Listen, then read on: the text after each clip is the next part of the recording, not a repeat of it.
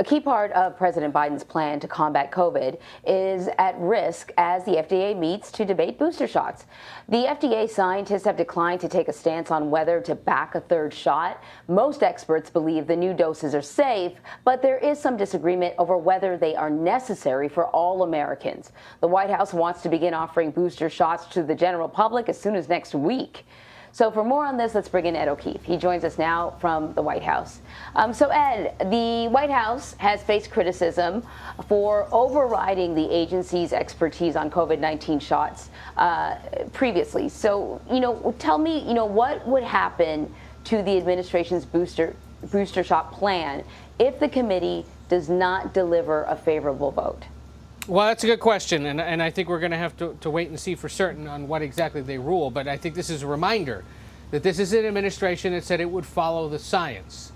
And so far, the scientists or the medical professionals are a little split on this, even though there's a general belief that at some point, a booster might help. The question is when and for whom and how much and at what point.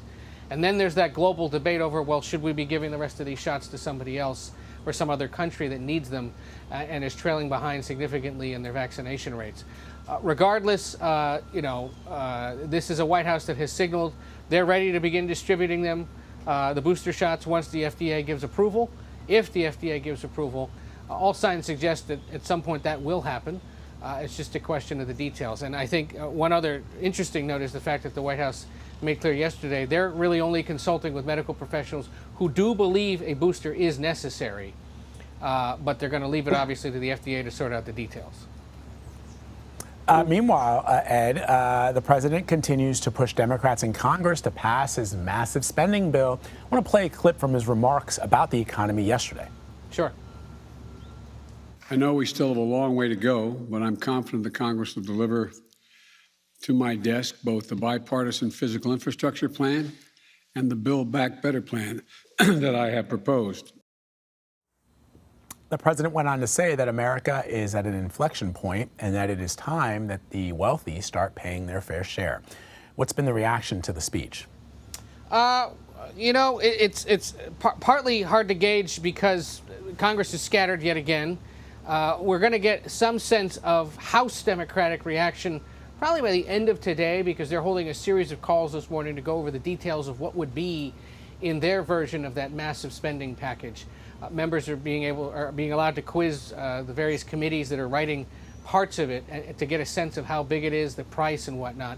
There were two key meetings, obviously, that he held with Senators Joe Manchin and Kyrsten Sinema of West Virginia and Arizona, two moderates whose votes will be needed in the Senate, but who also, to some extent, are channeling the concerns of a handful of moderates in the House who don't want to be voting for something in the House that then gets changed in the Senate, that they then get pegged with during their re-election campaign, saying, well, they voted for this big spending bill, when ultimately they end up voting for something smaller. And so what you're seeing here, part of what's delaying things, part of what this is all about, is trying to get House Democrats, as scattered and wily as they are, on the same page as Senate Democrats, as scattered and wily as they are on a smaller scale, to get the size, the price, the scope, the focus as consistent as possible, so that once it's passed in the Democratic-controlled House, it doesn't change much when it gets over to the Democratic-controlled Senate, if at all, and nobody gets pegged later with voting for something that ultimately didn't pass that could end up in a campaign commercial. But also, it just sort of signals that the party's all on the same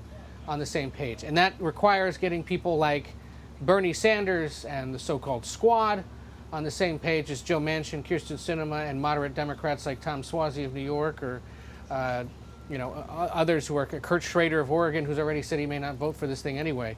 When you got those narrow margins, these kinds of conversations need to continue. And the president spoke with the Senate Majority Leader, the Speaker, late last night to go over all this. They made clear they expect to see tax increases on the wealthy. It's only fair. That's kind of a party principle. But they also talked about something that's coming that we have to think about, and that is an ability to pay off the country's debt load.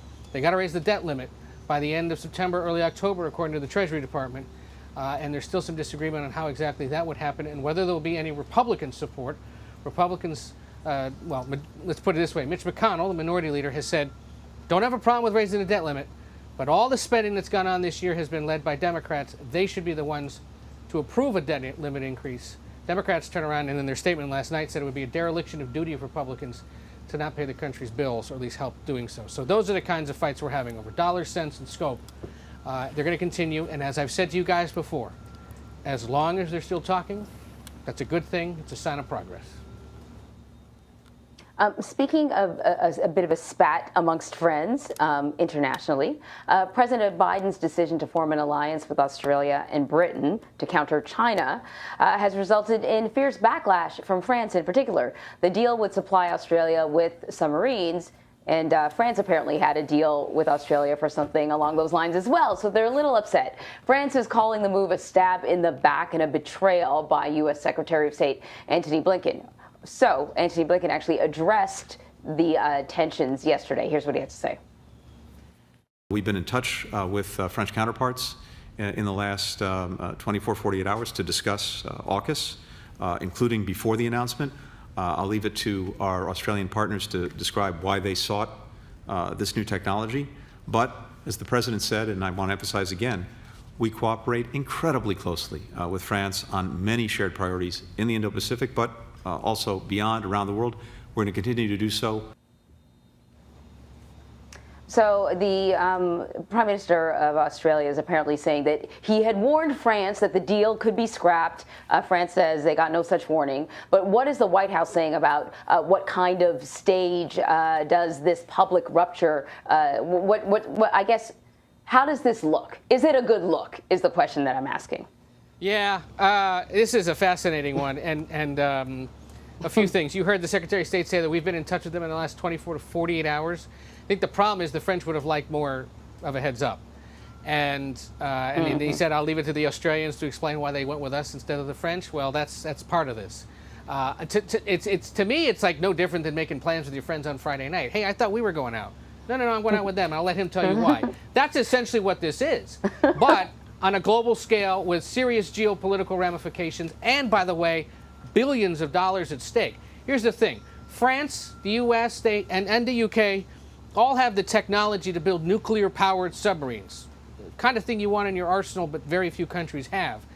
And it was either our technology or the French technology. They'd signed a deal with the French. It was like $90 billion.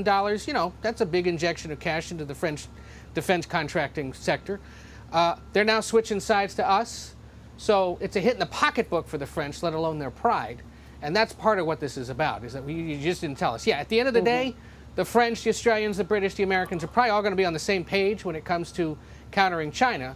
The problem is who's getting paid for Australia's new submarines and the fact that the French didn't get a heads up. And, you know, as they sometimes like to remind us, hey, we were with you first back in the day. Remember Lafayette? Like, you know, maybe you should have given us a little more of a heads up. That's essentially what this is. And it'll blow over. And that's essentially the vibe the White House gives, which is, okay, you know, maybe you knew about this to some extent. You've learned more in the last 24, 48 hours. Let's move on. Yeah, indeed. Ed O'Keefe for us at the White House on a Friday. Ed, thank you, my friend. Appreciate it. Take care, guys. Have a good weekend. You too.